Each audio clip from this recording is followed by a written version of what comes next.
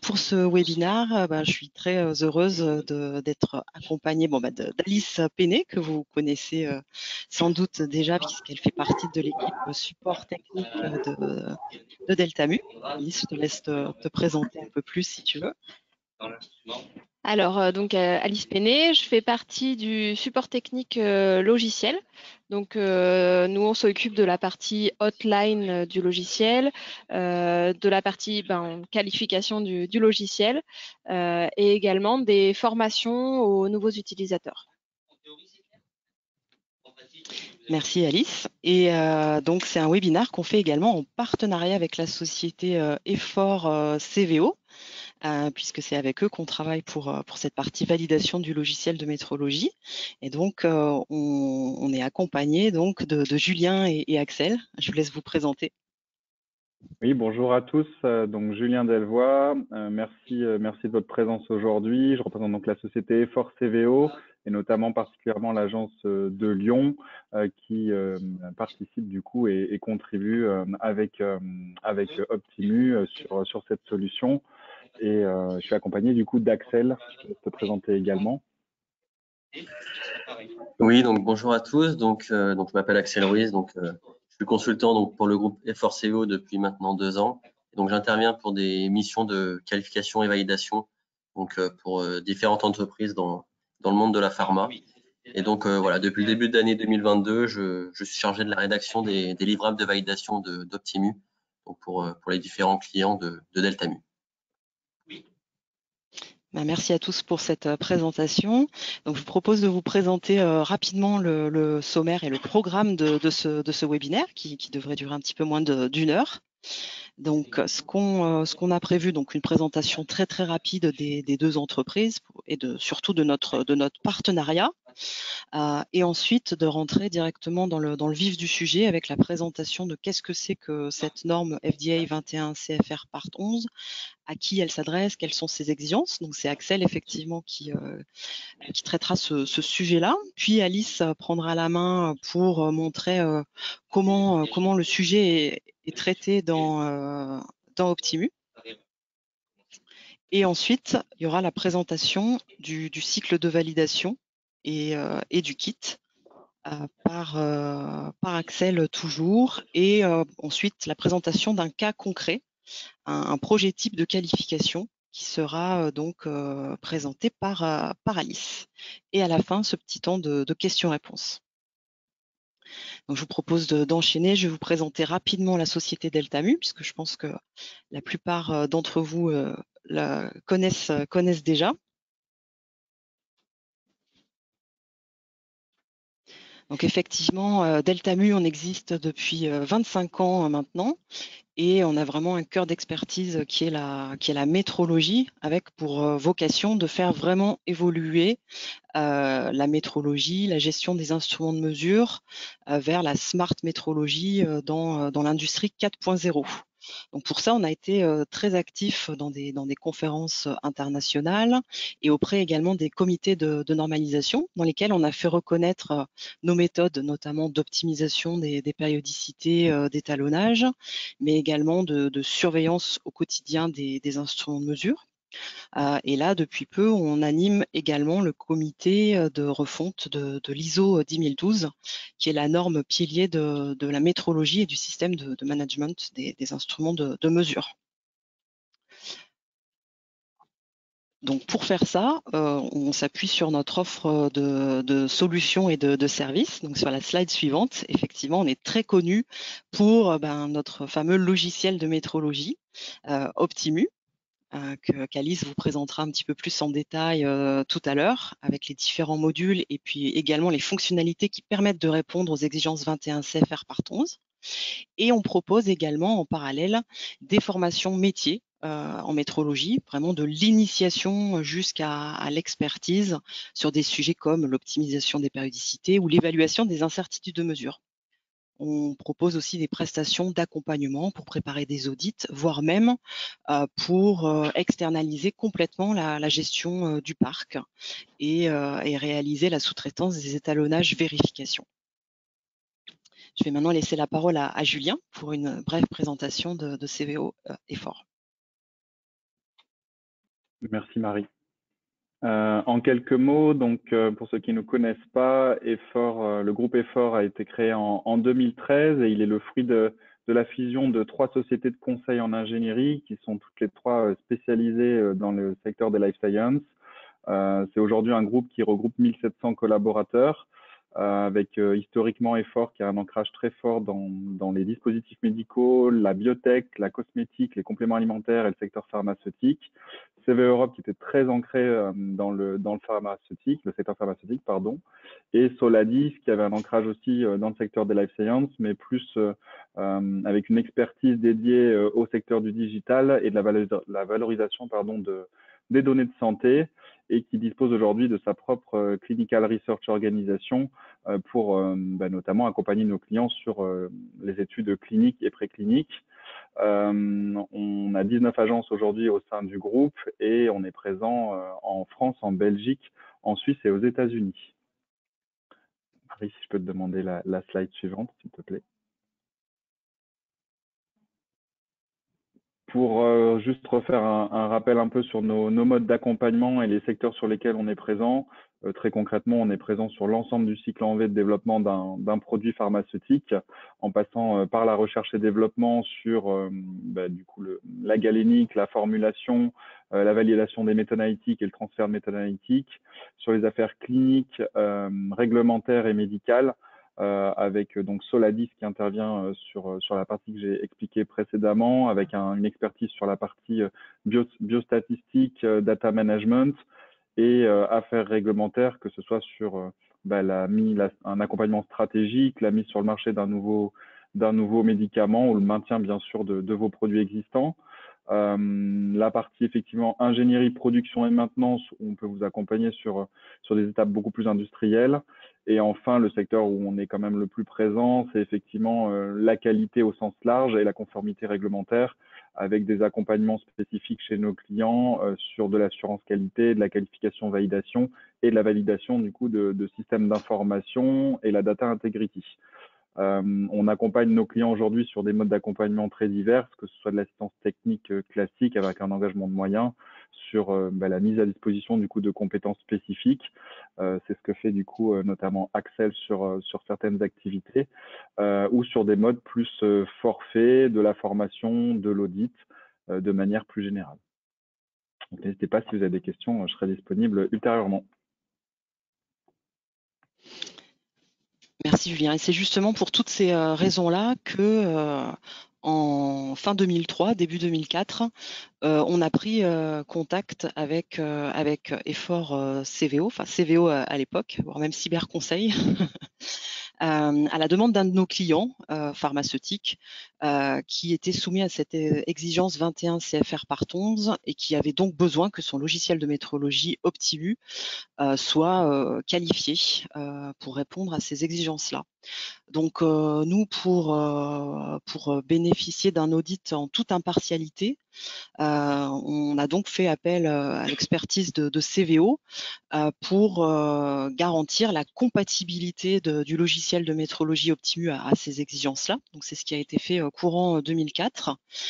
Et pour accompagner notre client puis nos clients dans cette démarche de qualification, on a voulu aller au-delà et donc en partenariat avec Effort CVO et afin de ne pas être juge et partie, on leur a confié le développement de ce fameux kit de validation du logiciel Optimu. Qui donc depuis 18 ans maintenant a été déployé chez de nombreux clients industriels en pharma, en cosmétique, voire même en agroalimentaire. Donc ça permet justement à ces clients-là de bénéficier vraiment d'une qualification clé en main avec QI, QO et rapport. Et ça permet donc de minimiser les temps de validation et d'avoir tout le kit à disposition. Donc voilà, je laisse maintenant la parole à Axel pour vous donner plus de détails sur qu'est-ce que c'est exactement cette norme. Donc merci Marie. Donc désormais, je vais vous présenter donc la norme FDA 21 CFR Part 11, donc dont le logiciel Optimu répond notamment. Donc cette réglementation est établie par la FDA, donc qui est la Food and Drug Administration, qui est l'administration américaine des denrées alimentaires et médicaments. Donc ainsi, cette norme s'applique au monde de la santé et particulièrement donc les entreprises pharmaceutiques, cosmétiques et agroalimentaires. Donc, je vais commencer par un bref historique de ce texte de loi. Donc, dans les années 1980-90, beaucoup d'entreprises ont commencé à mettre en place l'archivage électronique. Donc, à savoir que la substitution des données papier par des données électroniques a plusieurs avantages. Donc, tout d'abord, une intégration et une circulation plus rapide des données, un accès plus facile à ces données et non négligeable à un stockage qui est moins coûteux. Cependant, il y avait quelques abus au début de cette utilisation. Les entreprises pouvaient falsifier des documents et dissimuler de fausses informations, notamment en cas d'audit. Donc, c'est là que la FDA est intervenue et a promulgué en 1997 ces 11 normes qui permettent donc de garantir l'intégrité, l'authenticité et la confidentialité des enregistrements électroniques et signatures électroniques. Donc, à savoir que cette norme s'applique également aux signatures faites à la main directement sur les documents électroniques. Donc, les différents points du FDA 21 CFR sont listés ci-dessous. Donc, au travers tout d'abord de la sécurité des comptes utilisateurs et de la gestion des droits d'accès. Donc, on exige que les utilisateurs aient accès à leur session par une combinaison unique de 2 éléments d'identification, donc qui sont généralement un identifiant et un mot de passe. Ce même mot de passe a différents requis. Donc, au début de la stratégie de validation, on définit donc un nombre de caractères pour ce mot de passe, les types de caractères qui le composent. On définit un nombre de tentatives avant blocage du compte et enfin, on force l'utilisateur à renouveler régulièrement son mot de passe afin que ce mot de passe ne soit pas accessible par des personnes tierces. Puis la gestion des droits d'accès, donc les accès doivent être restreints aux personnes autorisées et formées et l'utilisateur ne doit avoir accès qu'aux fonctionnalités dont son profil utilisateur lui permet. Puis vient la notion de traçabilité des données via l'utilisation d'audit trails sécurisés. Donc, les audit trails sont des logs générés automatiquement par le système qui permettent de tracer donc toute création, modification ou suppression de données électroniques dans le système. Ces audit trails donc ont différents requis. Donc, pour toutes ces actions, l'audit trail doit donc informer donc l'horodatage, donc c'est-à-dire l'heure et la date à laquelle l'action a été effectuée, l'utilisateur qui a effectué l'action, la précédente et la nouvelle valeur, et enfin, si applicable, la raison de la modification. Autre notion, donc le 21 CFR permet d'activer la signature électronique. Donc, bien évidemment, donc cette signature doit être appliquée au document électronique auquel elle est reliée. Et donc, comme l'audit trail, elle a quelques requis. Donc, elle doit informer donc l'horodatage, donc l'heure et la date à laquelle la signature est appliquée, l'utilisateur donc qui effectue la signature et l'objet de cette signature, donc qui peut être par exemple une revue, une vérification, une approbation. Donc, voilà, ceci varie en fonction des logiciels. Et dernière notion, donc qui est la conservation et la protection des données. Donc, on exige que les données soient enregistrées dans un répertoire de stockage sécurisé, dans lequel une période de rétention est définie au préalable, et on met en place des outils de sauvegarde et restauration qui permettent d'éviter toute perte de données, donc qu'elle soit accidentelle ou non. Et donc, si on fait le lien avec le logiciel Optimu, donc ce logiciel a été développé pour répondre aux requis techniques du 21 CFR. Et comme le disait Marie, donc il a été audité par CVO, donc selon le principe d'indépendance, pour vérifier sa capacité à répondre aux besoins des industries de la santé. Donc, je donne la main maintenant à Alice qui va vous présenter le logiciel Optimu plus en détail. Alors en effet, nous allons voir ensemble comment on va pouvoir répondre aux contraintes imposées par le 21 CFR avec Optimu. Alors pour cela, je vais vous présenter brièvement le logiciel Optimu. Donc il est composé d'un module principal qui va vous permettre de gérer vos instruments de mesure et également de modules annexes qui, eux, sont optionnels, qui vont pouvoir répondre à des besoins spécifiques aux clients. Alors concernant le module principal, il va vous permettre tout d'abord de répertorier vos instruments de mesure et de suivre l'historique complet de vos instruments de mesure. Ensuite, vous allez pouvoir, par exemple, faire des étiquettes de validité pour apposer directement sur vos instruments. Vous allez pouvoir gérer des règles sur les interventions périodiques comme les étalonnages et ainsi définir des plannings de travail. Et enfin, vous allez pouvoir faire des recherches ou des inventaires directement sur la base de données. Ensuite, concernant les modules optionnels, vous allez avoir le module étalonnage qui va vous permettre de réaliser vos étalonnages internes. Vous allez avoir les modules incertitude et statistiques qui vont vous permettre respectivement de faire des calculs d'incertitude ou des calculs de répétabilité et de reproductibilité sur vos équipements. Il y a ensuite le module mouvement qui va vous permettre de suivre les déplacements de vos instruments et de gérer vos instruments à la façon d'un stock, et également de gérer les périodicités en nombre d'utilisations ou de nombre de jours de sortie.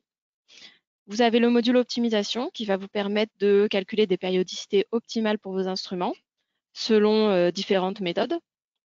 Il y a le module surveillance qui va vous permettre de suivre l'évolution de vos instruments dans le temps.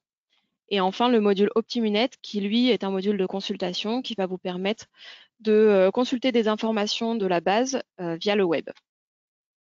Alors, toutes ces fonctionnalités, elles sont encadrées par des outils de sécurité qui répondent aux exigences du 21 CFR. Donc, on va avoir 3 outils, l'audit trail, la signature électronique et la gestion des utilisateurs. L'audit trail, il va vous permettre de tracer toutes les opérations qui sont faites dans Optimu et après de pouvoir les consulter si besoin. Donc là, par exemple, j'ai la liste des modifications qui ont été faites sur cette plage de temps au niveau des instruments. Donc là, je vois par exemple chaque modification avec la date, l'ancienne valeur et la nouvelle. Ensuite, au niveau de la gestion des utilisateurs, je vais pouvoir gérer les accès aux différents formulaires de chaque utilisateur. Là, par exemple, je peux choisir à quel formulaire Optimu a accès ce groupe d'utilisateurs. Je vais pouvoir aussi imposer une stratégie de mot de passe pour les utilisateurs. Par exemple, les obliger à avoir un certain nombre de caractères, avoir des majuscules, des chiffres éventuellement dans leur mot de passe. Et enfin, au niveau de la signature électronique, donc je vais pouvoir signer des enregistrements directement avec mon identifiant Optimu et mon mot de passe. Et une fois l'enregistrement signé, quand j'édite un rapport lié à cet enregistrement, je vais avoir un bandeau de signature qui apparaît en bas du document. Alors, bien sûr, toutes ces fonctionnalités doivent être qualifiées. Donc, c'est-à-dire que je dois qualifier le module principal qui est le module gestion des moyens de mesure. Mais si j'avais acheté aussi des modules optionnels, je vais devoir les qualifier également. Donc, je vais laisser Axel présenter le kit de validation.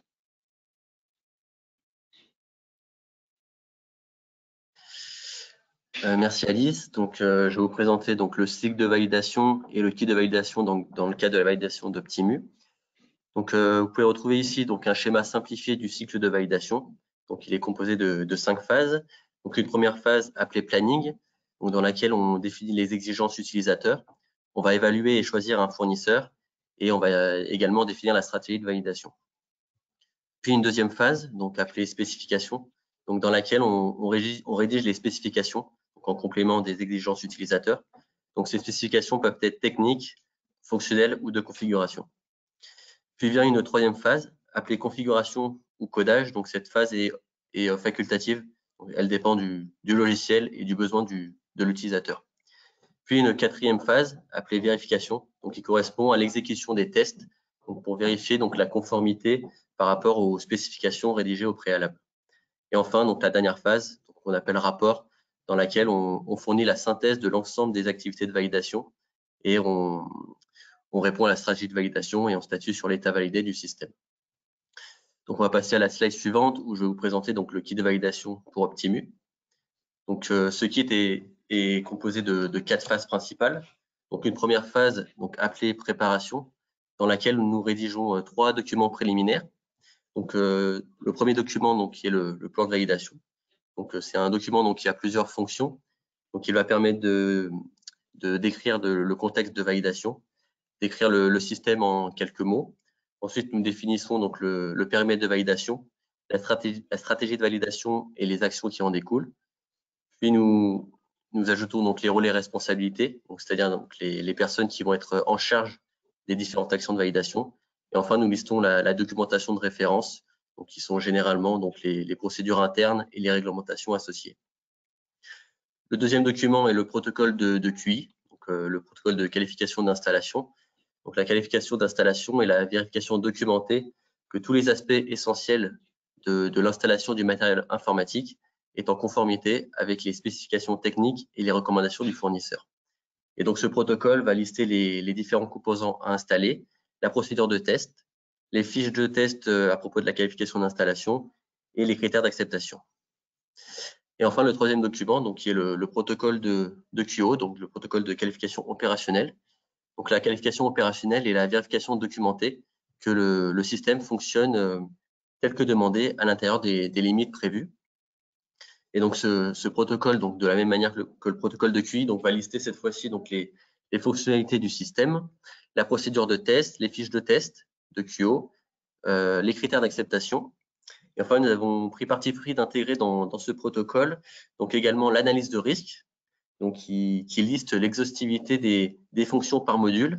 Et donc, pour chacune de ces fonctions, on identifie donc les risques associés, les causes et les effets de ces risques, l'impact GXP et le niveau de gravité.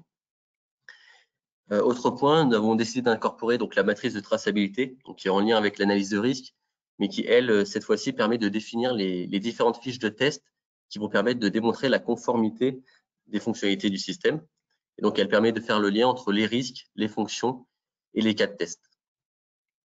Donc voilà, une fois que ces trois documents préliminaires sont approuvés et applicables, on peut passer à la phase suivante, donc qui correspond à l'exécution des fiches de test. Donc tout d'abord, l'exécution de fiches de QI.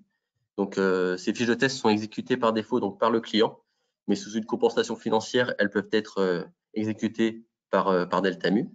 Et donc une fois que ces fiches sont exécutées, donc la personne en charge de la validation fait une vérification. Donc il va vérifier que tous les résultats obtenus sont conformes.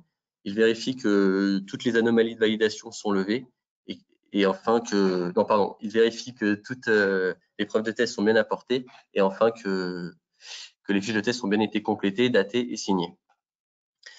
Et enfin, voilà. Ensuite, une fois que cette phase de revue est effectuée, il peut rédiger le rapport de QI, donc qui va valider cette phase de QI et permet de passer à la phase suivante, qui est l'exécution des fiches de test de QO.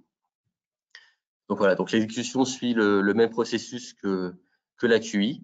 Donc ces fiches de test sont exécutées puis vérifiées et la personne donc en charge de la validation va rédiger un rapport de QO.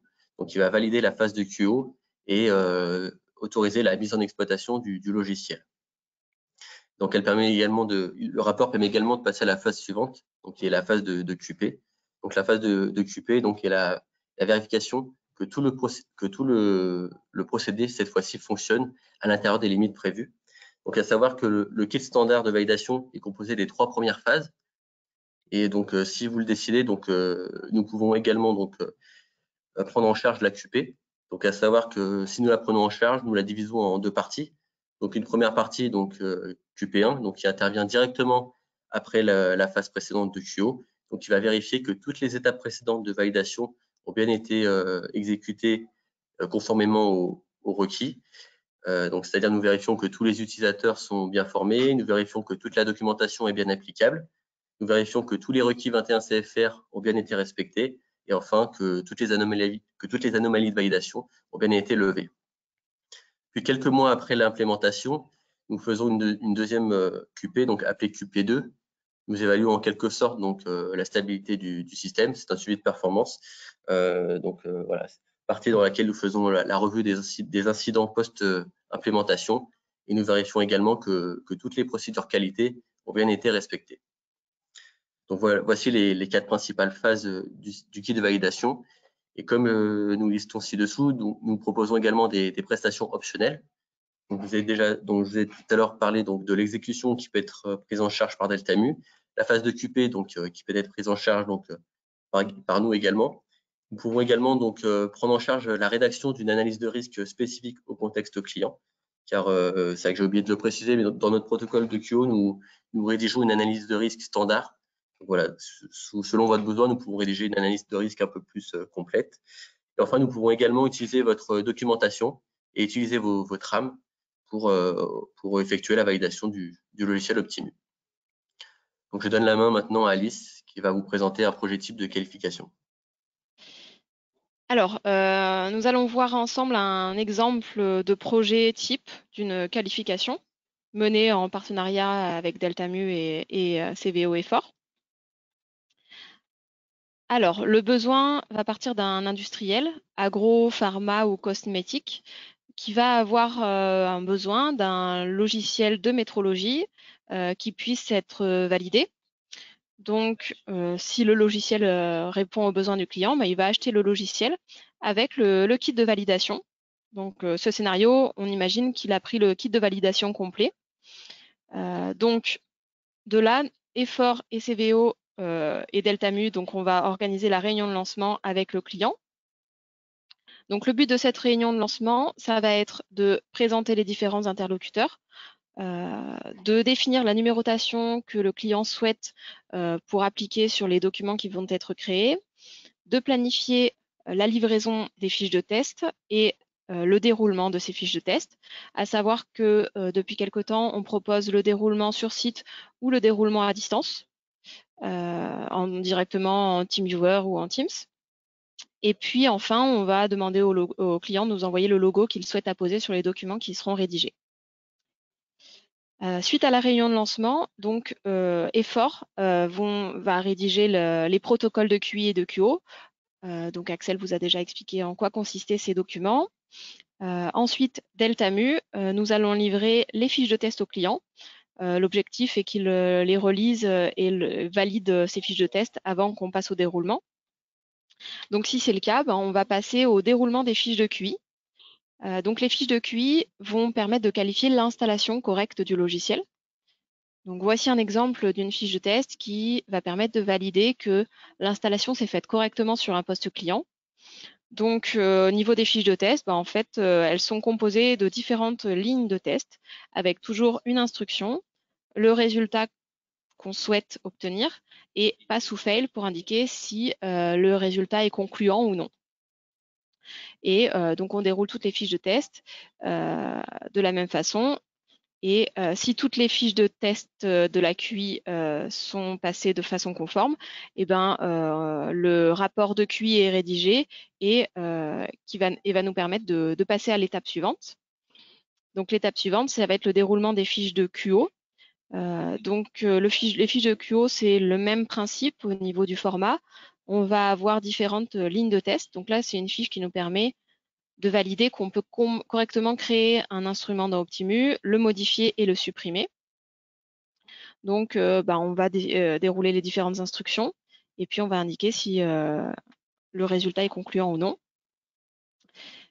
Une fois toutes les fiches de QO déroulées, on va passer à la rédaction du rapport de QO qui, elle, sera faite par Effort. Et si toutes les fiches de test déroulées sont concluantes, le rapport de QO sera OK et on va pouvoir déclarer que le logiciel Optimu est qualifié. Donc là, le client va pouvoir l'utiliser en production et il va pouvoir l'utiliser jusqu'à la prochaine mise à jour. Donc, pour les mises à jour logicielles, il y a deux possibilités. Donc, soit la mise à jour est faite moins de 2 ans après la qualification initiale. Et dans ce cas-là, Deltamu et Effort CVO va faire une analyse d'impact pour voir les fiches impactées. Et seules ces fiches-là seront redéroulées. Si la mise à jour est faite plus de 2 ans après la dernière qualification, eh bien là, il va falloir redérouler toutes les fiches de test. Et donc, on va repartir au début du scénario, réorganiser une réunion de lancement, etc. Donc voilà pour un exemple de projet type. Bien sûr, je répondrai à vos questions là-dessus s'il y en a. Et donc, on va passer aux questions-réponses. Voilà, donc si Marie veut sélectionner certaines questions qui concernent... Oui, on a eu quelques questions en effet. Donc, une première partie sur tout ce qui concernait un peu le cycle de validation, le protocole de validation. On me demande comment sont définis et comment assurer les critères d'accessibilité, les critères de risque. Oui, donc les risques ont été définis avec Deltamu. Donc, nous sommes mis autour d'une table pour définir les risques associés à chaque fonctionnalité pour chaque module. Donc, c'est comme ça que nous avons défini les risques ensemble. Et donc, voilà, donc notre analyse de risque définit tous ces risques et les causes et les effets et comment y remédier avec nos cas de test. Très bien.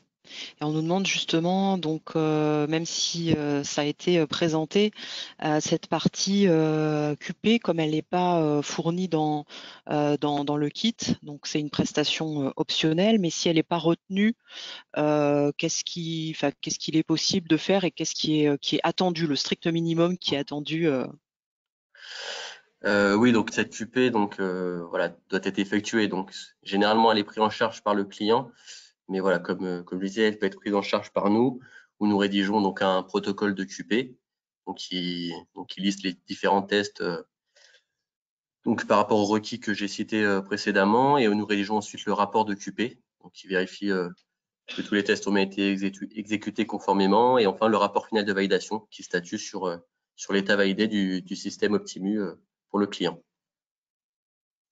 Très bien. Alors, on me pose aussi pas mal de questions sur ces fameux risques. Je reviens à la question d'avant, où on me demande, alors on va pas tous les citer, hein, mais on me demande peut-être un exemple des risques qui avaient été identifiés dans l'analyse qui avait été menée. Oui, donc par exemple sur la gestion des accès, donc on va vérifier que tous les utilisateurs ont bien été formés et que par exemple il n'ait pas accès, qu'ils ne puissent pas avoir accès à d'autres fonctionnalités telles que des fonctionnalités administrateurs si son profil utilisateur ne lui permet pas. On va faire des tests comme quoi voilà, il n'a pas accès à ces fonctionnalités-là.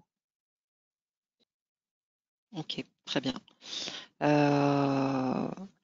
Ensuite, on me pose des questions qui sont liées aussi aux différents modes de déploiement d'Optimu, puisque Optimu il peut être installé effectivement au sein du réseau local dans l'entreprise, mais également en mode hébergé.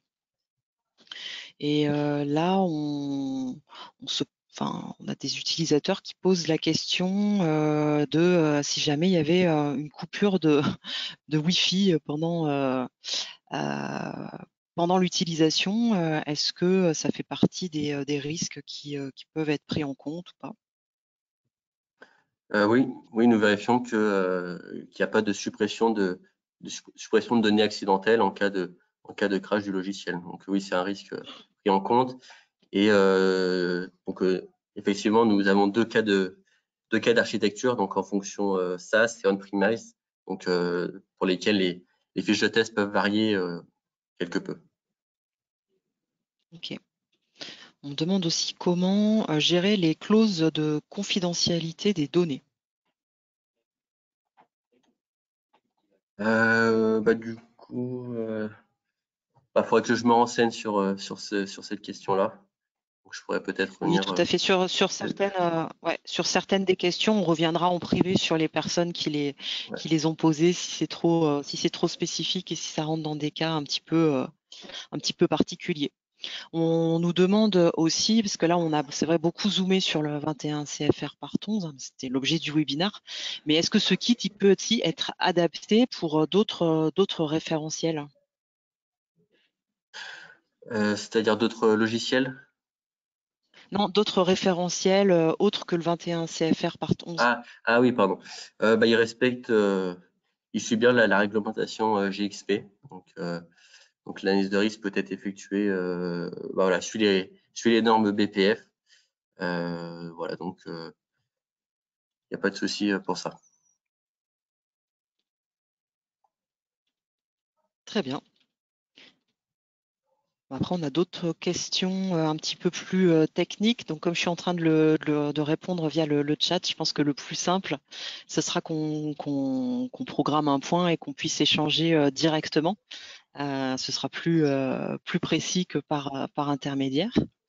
Donc, ce que je vous propose, c'est que on va pouvoir arrêter là. Si il y a d'autres questions, n'hésitez pas à nous contacter directement.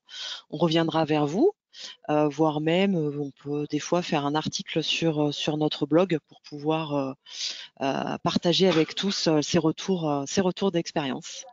Donc un grand merci à Axel, Julien et Alice, et puis à tous les participants. Merci à tous. À très bientôt. Merci à tous. Au revoir. Au revoir. Au revoir.